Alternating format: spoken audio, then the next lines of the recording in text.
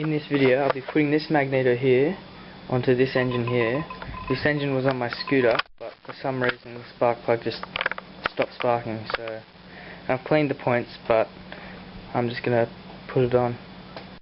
Okay, I've got the cover off both engines and this little mesh piece off. I don't quite know the point of that, but anyway. Now I've got to get the ratchet off. At first I thought this was just a press fit on, but it's actually screwed on. I learnt that off David's farm. So I know some people actually have a tool to get it off, but I don't really take it off that often, so I just sort of hit it with a hammer. Probably not the best thing to do, but it gets it off. I've got the flywheel off, but I've realised that this wire here which goes into there, it's got some sticky stuff around it, so instead of swapping the magnetos, I'm just going to swap the engine. The one modification I will have to do on this engine here is tap a thread in there, because this one's fuel tank is held on down there. So I hope that lines up, but that just seems a simpler thing to do. Okay, I've put the carburetor and fuel tank on, and you can see that that hole there lines up practically perfect, so I think an 8mm bolt will be the one, but maybe a 1/4 inch. I think that hole looks a bit big for a 1/4 inch in there, but probably 8mm. Okay, I've got my tap in one of these T-taps. I use these on aluminium because it makes it just much faster.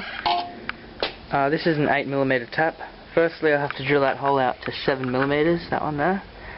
Okay, I've drilled that hole out to 7mm, so I'll get my tap. Firstly, I'll put some oil on it, but I won't do that now because I don't want it going all over the floor. And then I'll tap it out to 8mm, put a bolt in it, then probably put this engine back together. Okay, I've got that thread tapped and a bolt in there. Now all I've got to do is take this old fuel tank off and put the covers back on. Okay, I've put the covers back on and I've actually had it going, so that's why I'll probably start first pull, but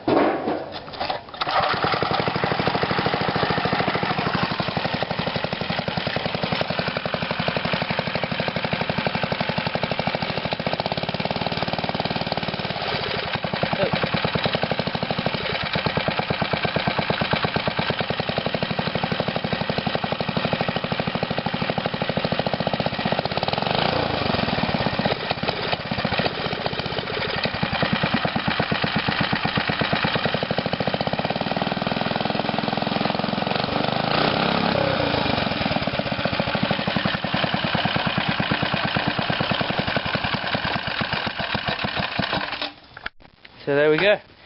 It'll need a bit of a tune with that, but it goes. So I'll be putting this back on my scooter, and hopefully, I've got to get the clutch off this one first actually, but that won't be too hard, and then hopefully have a go on my scooter after all this time. Okay, I've undone the grub screw just there. Now I've got to use this crazy looking device called a wheel puller, and I'll put it on and show you how it works. Okay, so now that it's on, you get a spanner, you put it on the end piece here,